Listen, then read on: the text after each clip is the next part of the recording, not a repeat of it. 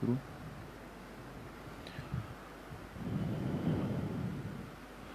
بسم اللہ الرحمن الرحیم نحمده ونصلي ونسلم على رسوله الكريم اما بعد فاعوذ باللہ من الشیطان الرجیم بسم اللہ الرحمن الرحیم وَيَذْكُرُ اسْمَ اللَّهِ فِي أَيَّامٍ مَّعْلُومَاتٍ عَلَى مَا رَزَقَهُم مِّن بَهِيمَةِ الْأَنْعَامِ فَكُلُوا مِنْهَا وَأَطْعِمُوا الْبَائِسَ الْفَقِيرَ وقال النبي صلى الله عليه وسلم ما عمل ابن آدم من عمل يوم النحر أحب إلى الله من إهراق الدم وإنه ليأتي بقرونها وأشعارها وأظلافها وإن الدم ليقع من الله بمكان قبل أن يقع بالأرض فطيبوا بها نفسا صدق الله وصدق رسوله النبي الكريم اللهم صل على سيدنا ومولانا محمد وعلى آل سيدنا ومولانا محمد وبارك وسلم اللہ سبحانہ و تعالیٰ کا ہم سب پر بہت بڑا کرم اور احسان ہے کہ دین کی بات سننے کی نسبت سے ہم سب یہاں پر جمع ہیں۔ اللہ پاک آپ سب کے اس آنے کو، اس بیٹھنے کو، سننے اور سنانے کو اپنی بارگاہ عالیہ میں قبول فرمائیں اور ہم سب کے ظاہر و باطن کی اصلاح کا ذریعہ بنائیں۔ جو عشرہ گزر رہا ہے اور جو دن راتیں گزر رہی ہے بہت ہی زیادہ قیمتی ہے اور اللہ پاک کو بہت ہی زیادہ محبوب ہے۔ اس لیے حدیث پاک میں جناب نبی کریم صلی اللہ علیہ وسلم نے اپنی امت کو، اپنی امت کے مردوں کو، عورتوں کو ذی الحجہ کے اس پہلے عشرے کی عظمت کا، اہمیت کا احساس دلایا۔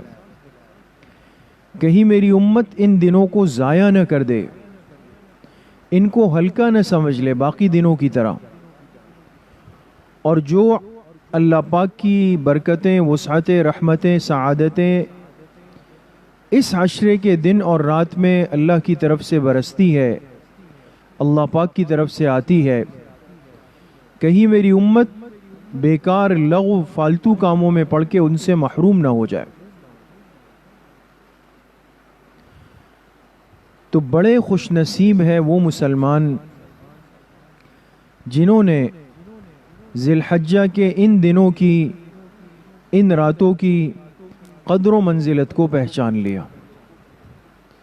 ہماری اس عارضی، محدود اور فانی زندگی میں بار بار اللہ پاک ہمیں یہ موقع دیتے ہیں کہ ہم ایسے اعمال کر لیں، تھوڑا سا اللہ پاک کو راضی کرنے کی فکر کر لیں اور تھوڑا عمل کر کے تھوڑے وقت میں اللہ پاک سے بہت کچھ لینے والے بن جائیں۔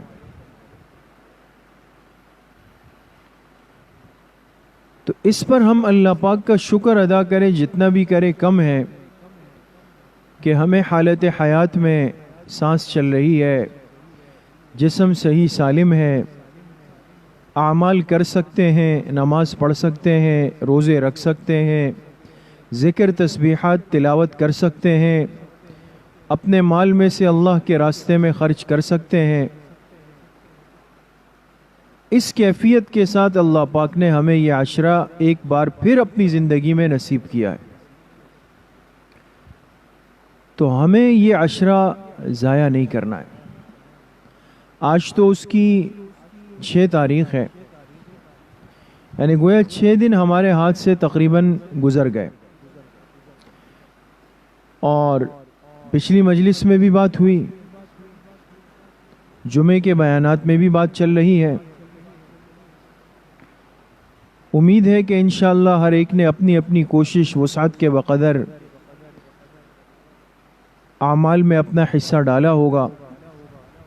اللہ پاک سب کے اعمال کو، جذبے کو اور قربانی کو قبول فرمائے. اور باقی جتنے دن ہمارے پاس ہیں اس میں خوب سے خوب تر ہو کر اس عشرے کو اللہ کی رضا میں گزارنے کی توفیق اللہ پاک ہم سب کو نصیب فرما دے. آگے چونکہ عید الاضحیٰ آ رہی ہے اور ہمارے ذہن میں صرف یہ تصور ہوتا ہے کہ بقرہ عید ہے، عید قرباں ہے، جن کے ذمے قربانی ہے وہ قربانی کریں گے، جن کے ذمے قربانی نہیں ہے وہ قربانی نہیں کریں گے. تو یاد رکھیں کہ صرف ایک قربانی کا عمل نہیں ہے، بلکہ عید الاضحیٰ کا موقع اللہ پاک کی طرف سے ایک ایسا موقع ہوتا ہے کہ جس میں بہت ساری نیکیوں کو کرنے کا موقع اللہ پاک ہمیں دے دیتے ہیں. لیکن فرق یہ ہے کہ ہماری توجہ تھوڑی سی کم ہوتی ہے. بعض دفعہ کوئی چیز نظروں میں ایک نظر آتی ہے، لیکن جب انسان اس کو چیک کرتا ہے، اس کے فوائد دیکھتا ہے، تب پتہ چلتا ہے کہ بھئی یہ چیز ایک نہیں ہے، یہ تو 3 in 1 ہے، 2 in 1 ہے. آج کل کی جو اصطلاحات ہے نا، ایسی چیزیں بنتی ہے، اس پہ لکھا ہوتا ہے 3 in 1، یعنی چیز آپ نے ایک لی لیکن فائدے آپ اس سے 3 اٹھائیں گے. ایسا ممکن ہے. اور آج دنیا میں بہت ساری چیزیں ایسی بن رہی ہے کہ جو ظاہراً جسم کے اعتبار سے تو مختصر ہے لیکن کام بہت سارے کر رہی ہے. یہ بھی اللہ پاک کی دین ہے کہ انسان نے اپنی عقل سے محنت کر کے ایسی چیزیں ایجاد کر لی. اور اس کی مختلف مثالیں پھر مستورات تو ظاہراً ان چیزوں کو ہم سے کئی گنا زیادہ سمجھتی ہیں کہ ایک چیز میں، ایک مشین میں کتنے آپشن ہوتے ہیں. اور ایک مشین وہ کپڑے دھوتی بھی ہے، سکھاتی بھی ہے، خشک بھی کرتی ہے، واش بھی کرتی ہے. بہت سارے کام یعنی اس ایک چیز کے اندر آ جاتے ہیں. اسی طریقے سے یاد رکھیں کہ یہ جو عید الاضحیٰ کا موقع ہے، ایک مسلمان کی زندگی میں ظاہراً تو ہمیں صرف عید الاضحیٰ نظر آ رہی ہے، لیکن یقین کریں اس میں اللہ پاک ہمیں کئی نیکیوں کا، بہت ساری نیکیوں کا موقع فراہم کر دیتے ہیں. اب وہ کتنی نیکیاں ہم کر سکتے ہیں، یہ بات تھوڑی سی سمجھنے کی ہے. اور اگر آج کی مجلس میں مستورات نے یا جہاں تک آواز جا رہی ہے، جو بیان سن رہے ہیں، سن رہی ہے،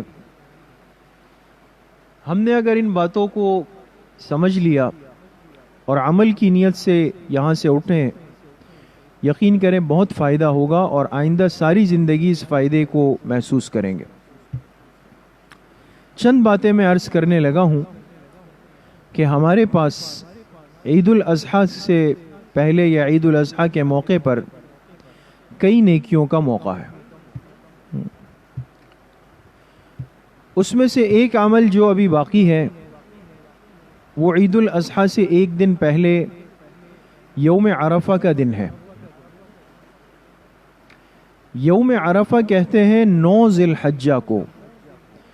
اس مہینے کی، جو اسلامی مہینے کی جو 9 تاریخ ہے، جیسے میں نے عرض کیا نا آج 6 ہے، کل اتوار کے دن 7 ہے، پیر کے دن 8 ہے اور منگل کے دن 9 ہے. سیدھی سی بات ہے. تو ہمارے ہاں یوم عرفہ یعنی 9 ذی الحجہ اس سال کس دن پڑ رہا ہے؟ منگل کے دن پڑ رہا ہے. اور پھر بدھ 10 ذی الحجہ تو عید کا دن ہے. تو اہل عرب کے ہاں زمانہ قدیم سے ایک اصطلاح متعین تھی، ایک تعبیر متعین تھی کہ وہ لوگ اس عشرے کی 8 تاریخ کو یوم الترویہ کہتے تھے. جب 8 ذی الحجہ آتی نا، وہ یوم الترویہ کہلاتا تھا. 9 ذی الحجہ کو یوم عرفہ کہتے تھے، 10 ذی الحجہ کو یوم النحر کہتے تھے، اور 11، 12، 13 ذی الحجہ کو ایام تشریق کہتے تھے. تو پہلا عمل جو ہمارے پاس کرنے کا موقع ہے اور جو انشاءاللہ سب نے کرنا ہے، اس کی نیت کریں کہ وہ یوم عرفہ کا قیمتی اور بابرکت روزہ ہے. یہ ہے تو نفلی روزہ، لیکن باقی تمام نفلی روزوں کے مقابلے میں اس کی شان الگ ہے. اور اس 9 ذی الحجہ یوم عرفہ کے روزے کو وہ فضیلت حاصل ہے کہ جو رمضان کے بعد باقی نفلی روزوں میں کسی کے حصے میں نہیں آئی.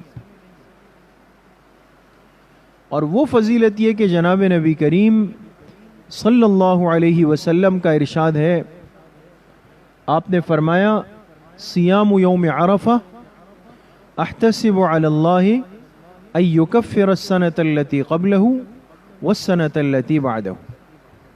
جس نے یوم عرفہ یعنی 9 ذی الحجہ کا روزہ رکھا تو مجھے اللہ پاک کی ذات سے پوری امید ہے کہ یہ ایک روزہ کفارہ بن جائے گا گزرے ہوئے 1 سال کے گناہوں کا اور آنے والے 1 سال کے گناہوں کا. اور اس سے مراد صغیرہ گناہ ہے، کبیرہ نہیں ہے. یہ تو طے شدہ بات ہے، اس لیے کہ کبائر جتنے بھی بڑے گناہ ہوتے ہیں، کبائر جو کہلاتے ہیں، وہ توبے کے بغیر معاف نہیں ہو سکتے. اعمال سے جو گناہ معاف ہوتے ہیں، جتنا تذکرہ حدیث میں آتا ہے کہ وضو کرے تو یہ گناہ معاف، نیکی کے لیے قدم بڑھائے تو یہ گناہ معاف، یہ سب صغیرہ گناہ معاف ہوتے ہیں. لیکن صغیرہ معاف ہو جائے اور اتنی آسانی سے ہو جائے، اور ہمارے کتنے صغائر ہیں ہمیں تو پتہ بھی نہیں ہے. یہ سودا بھی بہت سستا ہے، بہت آسان ہے، بہت بڑا موقع ہے. تو اس لیے سب یہ نیت کریں کہ یوم عرفہ کا روزہ انشاءاللہ اللہ نے ہمت دی، توفیق دی، تو وہ کوئی بھی ضائع نہ کرے، سوائے اس کے کہ کوئی عذر شدید ہو، یا جیسے اگر مستورات ناپاکی کی حالت میں روزہ نہیں رکھ سکتی، وہ معذور ہے، یا یہ کہ کوئی ایسا مرض بیماری ہے کہ جس کی دوائی لینا ضروری ہے یا پانی پینا ضروری ہے، تو وہ الگ بات ہے، وہ معذوری میں آتا ہے، وہ مستثنیٰ ہے. اور ایسی صورت میں انسان اپنے اوپر جبر بھی نہ کرے، وہ بھی منع ہے. لیکن جو صحت مند ہے، تندرست ہیں، باقی کام کر سکتے ہیں، تو یوم عرفہ کے روزے کی نیت کریں، اور منگل کے دن 9 ذی الحجہ کا روزہ بھی ضرور رکھیں. ایک تو یہ نیکی کا بہت بڑا موقع ہے جو ہمارے پاس باقی ہے. دوسری چیز جس کا موقع ہے، جو دن آ رہے ہیں، وہ ہے تکبیرات تشریق کا اہتمام. تکبیرات تشریق کس کو کہتے ہیں؟ ہر سال یہ بات آتی ہے اور امید ہے کہ ذہن میں ہوگی کہ اللہ پاک نے اس امت کو ایک عمل دیا ہے خاص ذی الحجہ کے مہینے میں، اور جو عمل 23 نمازوں کے بعد ہوتا ہے، کل 23 فرض نمازوں کے بعد. شروع کب ہوتا ہے؟ ذی الحجہ کی 9 تاریخ کی فجر کی نماز سے، اور ختم ہوتا ہے ذی الحجہ کی 13 تاریخ کی عصر کی نماز پر. یہ ہو گئی کل 23 نمازیں. 9 ذی الحجہ کی 5 نمازیں، 10 ذی الحجہ کی 5 نمازیں، یہ 10 ہو گئی. 11 ذی الحجہ کی 5 نمازیں، 15 ہو گئی. 12 ذی الحجہ کی 5 نمازیں ملائے، یہ 20 ہو گئی. 13 ذی الحجہ کی 3 نمازیں ملائیں تو یہ 23 ہو گئی. تو اس سال 9 ذی الحجہ کون سا دن پڑ رہا ہے؟ ابھی بات ہوئی منگل کا دن. منگل کے دن کی فجر کی نماز سے تکبیرات تشریق شروع ہو جائے گی. تکبیرات تشریق کیا ہے؟ جیسے ہی فرض نماز پڑھیں، مرد تو مسجد میں پڑھتے ہیں عام طور پہ، اس لیے وہ تو جماعت کے ساتھ اور بآواز بلند. مستورات گھروں میں جیسے ہی فرض نماز پڑھ لیں تو آہستہ آواز میں ایک مرتبہ اللہ اکبر لا الہ الا اللہ واللہ اکبر وللہ الحمد یہاں تک مستورات آہستہ آواز میں پڑھیں گی گھروں میں، اور مرد اونچی آواز سے پڑھیں گے. یہ واجب ہے، واجب، سنت نہیں، مستحب نہیں، واجب ہے. یاد رکھیں اگر رہ جائے گا تو ترک واجب کا گناہ ہوگا. اس لیے اس مسئلے کو خود بھی سمجھیں. جن مستورات سے آپ کی ملاقات ہو، رابطہ ہو، ان کو یہ مسئلہ سمجھائیں. گھر کی بڑی بچیوں کو جن پر نماز فرض ہے ان کو بھی مسئلہ سمجھائیں. بڑے بچے جو مسئلے سے ناواقف ہو، آپ کے محرم مرد، ان کو بھی مسئلہ سمجھائیں کہ تکبیرات تشریق کا وقت آ رہا ہے. 9 ذی الحجہ کی فجر سے 13 کی عصر کی نماز کے بعد ایک مرتبہ پڑھنا واجب ہے. یہ 2 باتیں ہو گئی. تیسرا عمل جو نیکی کا ایک بہت بڑا عمل اس وقت ہماری طرف متوجہ ہے، مسلمان عاقل بالغ مرد عورت کی طرف بھی، مستورات کی طرف بھی، وہ قربانی کا عمل ہے. قربانی کے عمل میں چونکہ مال خرچ کرنا ہے، اپنا مال نکال کے جانور یا جانور کا حصہ لینا ہے. چھوٹا جانور ہو تو جو پورا جانور، اگر بڑا ہے تو اس میں سے کوئی حصہ.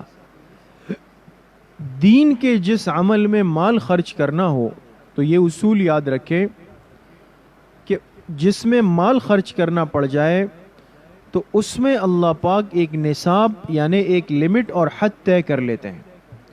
ایسا نہیں ہے کہ جس کے پاس 100 روپے ہیں تو اس کو بھی وہ کام کرنا ہے، اور جس کے پاس لاکھ روپے ہے اس کو بھی وہ کام کرنا ہے. نہیں، اللہ پاک نے انسانیت کے توازن اور بیلنس کو برقرار رکھا. ہر ایک کے اوپر زکوٰۃ فرض نہیں کی، حج فرض نہیں کیا، صدقہ فطر واجب نہیں کیا، قربانی واجب نہیں کی. کیوں؟ اس لیے کہ اس کا تعلق مال سے ہے اور مالی حیثیت میں فرق ہوتا ہے. تو ہر عمل کا ایک نصاب طے کر دیا، ایک حد طے کر دی کہ بھئی جس کے پاس اتنا مال ہوگا تو اس کو سال میں زکوٰۃ دینی ہے، جس کے پاس اتنا مال ہوگا تو وہ صدقہ فطر دے گا. اسی طرح قربانی کے معاملے میں بھی شریعت نے نصاب طے کر دیا، ایک حد طے کر دی. جس مسلمان عاقل بالغ مقیم کی ملکیت میں اتنے نصاب کے بقدر مال ہو تو اس پر عید الاضحیٰ کے 3 دنوں میں سے کسی بھی دن اپنے حصے کی قربانی کرنا واجب ہے.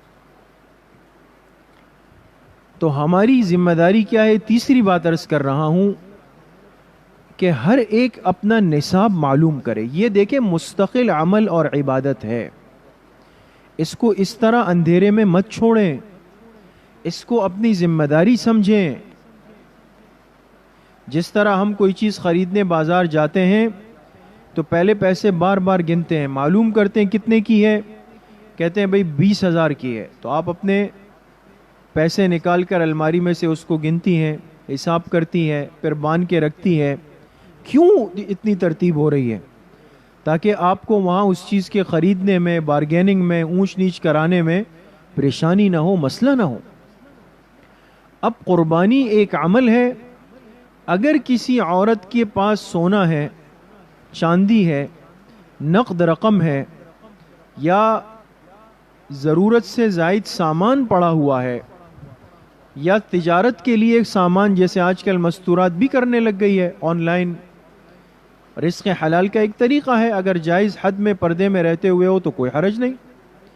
تجارت کی نیت سے اگر کسی عورت نے کپڑے بیچنے کے لیے رکھے ہوئے، جیولری رکھی ہوئی ہے، کاسمیٹکس کا سامان رکھا ہوا ہے، چادریں رکھی ہوئی ہے، جوتے رکھے ہوئے ہیں، یا پرفیوم شیمپو رکھے ہوئے، جو بھی چیزیں ہیں، مثال دے رہا ہوں، تو اگر دیکھیں غور سے سنیں، اگر کسی عورت کے پاس سونا ہے، چاندی ہے، یا نقد روپے ہیں، یا بیچنے کے لیے سامان رکھا ہوا ہے یا ضرورت سے زائد سامان ہے.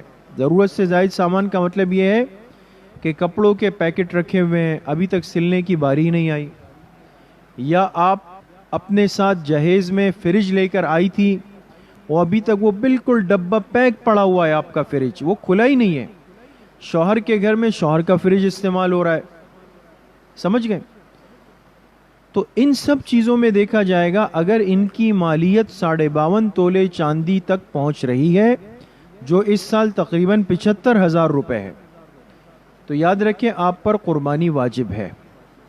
اس پر کوئی سال کا گزرنا شرط نہیں, بلکہ عید کے تیسرے دن بھی اگر یہ پیسے یا یہ سامان آپ کے پاس آ جائے تو قربانی واجب ہو جائے گی.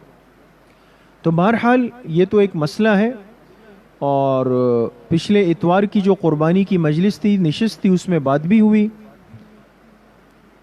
تو ہمیں یہ بھی کرنا ہے کہ آپ اپنا نصاب معلوم کریں, یہ مستقل عمل ہے.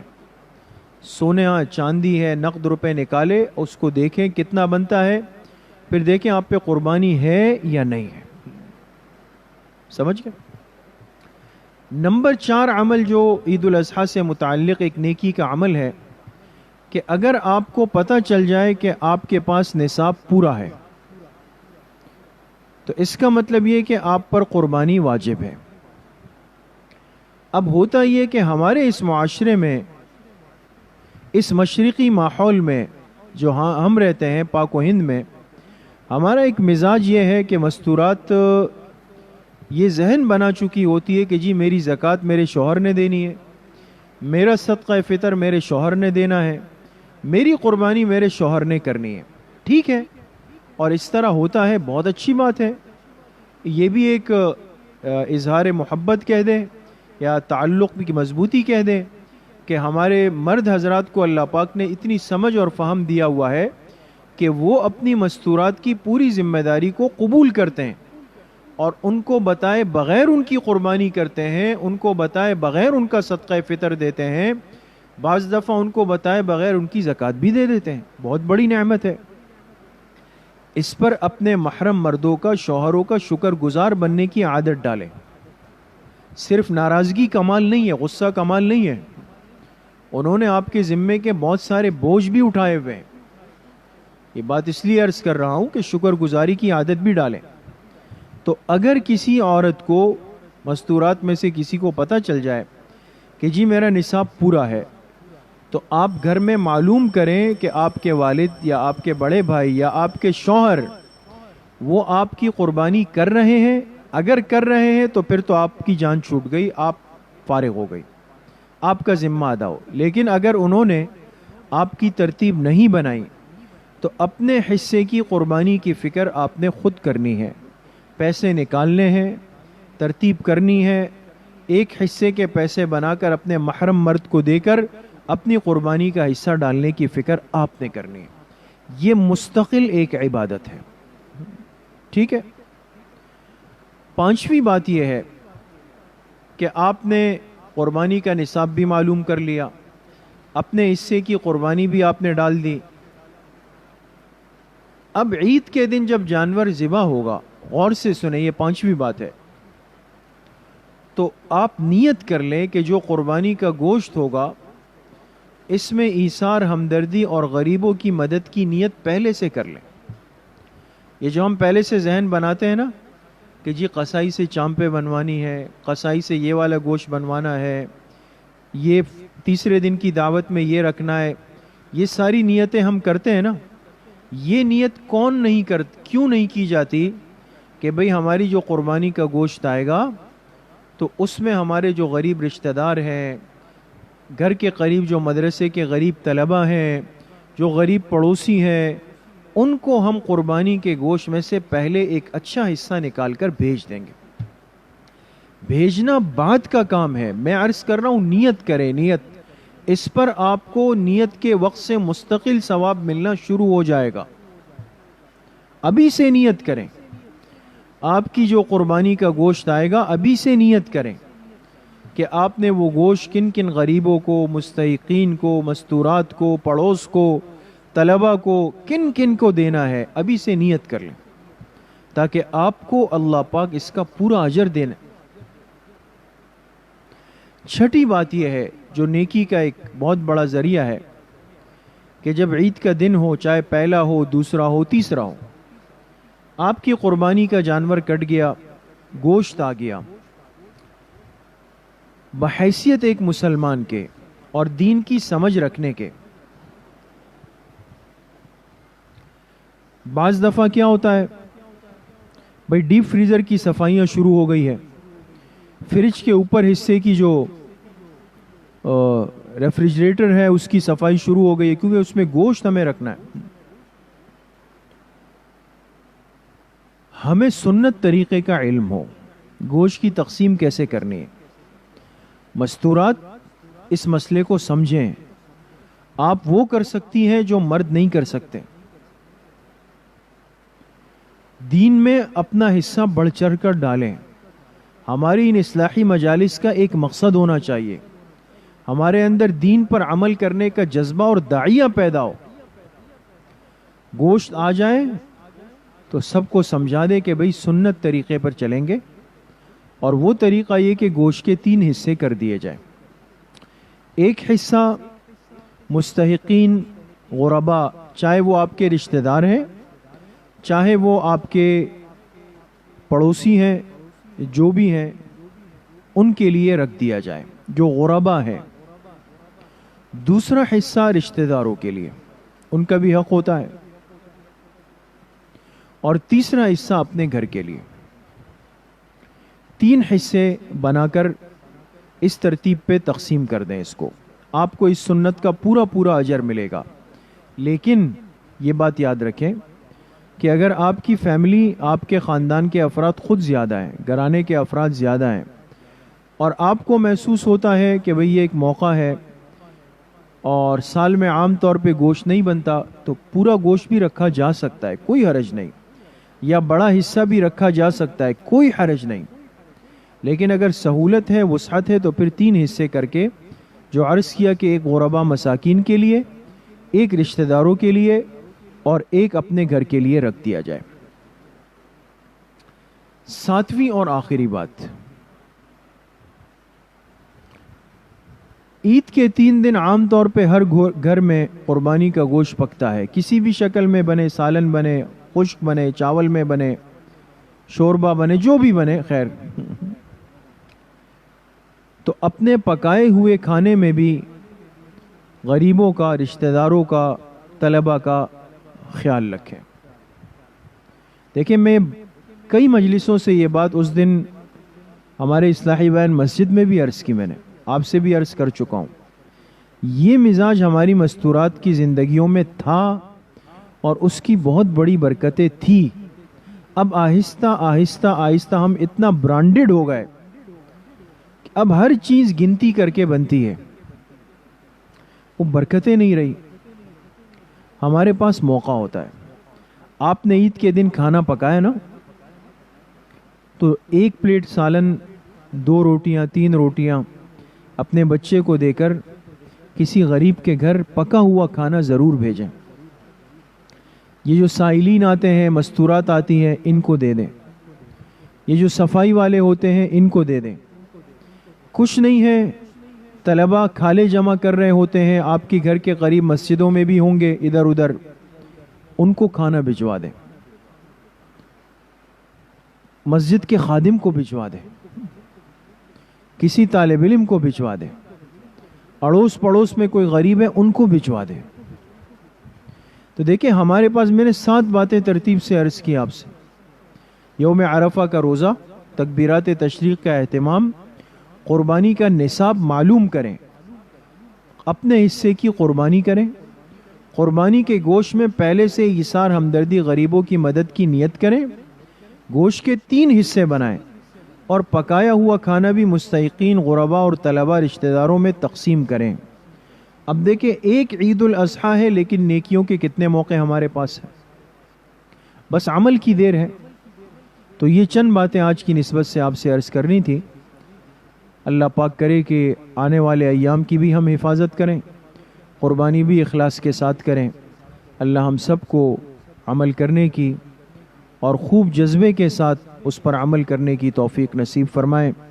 وآخر دعوانا ان الحمد للہ رب العالمین۔ اور جیسے علم میں ہے کہ پچھلی اتوار کو، ہر اتوار کو مغرب کے بعد جو مجلس ہوتی ہے تاریخ اسلام کی نا، تو یہ طے ہوا تھا کہ 2 مجلسیں قربانی کی نسبت سے ہوں گی۔ پچھلی اتوار کو بھی الحمدللہ ہوئی، اور کل چونکہ عید سے پہلے آخری اتوار ہے تو کل بعد مغرب بھی قربانی سے متعلق، اس کے مسائل، اس کے آداب سے متعلق مجلس ہوگی۔ مستورات سے درخواست ہے کہ اس میں اہتمام سے شرکت فرمائیں۔ الحمدللہ رب العالمین، والصلاة والسلام علی سید الانبیاء والمرسلین، سیدنا و سندنا و حبیبنا و شفیعنا و قرۃ اعیننا محمد و آلہ و اصحابہ اجمعین۔ یا اللہ یا ارحم الراحمین، ہمارے صغیرہ کبیرہ، ظاہراً باطناً ہر طرح کے گناہوں کو معاف فرما دے۔ یا اللہ پوری امت کے گناہوں کو معاف فرما دے، اپنی رضا والی زندگی نصیب فرما دے، نفس اور شیطان کے وساوس سے ہماری حفاظت فرما دے، اپنی معصیت سے، اپنی نافرمانی سے، اپنی ناراضگی سے ہماری حفاظت فرما دے، حضور علیہ الصلاۃ والسلام کی صحیح اور سچی محبت نصیب فرما دے۔ اس مبارک عشرے میں یا اللہ جتنی برکتیں، رحمتیں، وسعتیں، سعادتیں آپ کی طرف سے برستی ہے، یا اللہ ہم سب کو نصیب فرما دے، ہم سب کا خاتمہ بالایمان و بالخیر نصیب فرما دے، ہماری دعاؤں کو اپنے فضل و کرم سے، فضل و رحمت سے اپنی بارگاہ میں قبول و منظور فرما دے۔ وصلی اللہ وسلم علی نبینا محمد و آلہ و اصحابہ اجمعین برحمتک یا ارحم الراحمین۔ السلام علیکم۔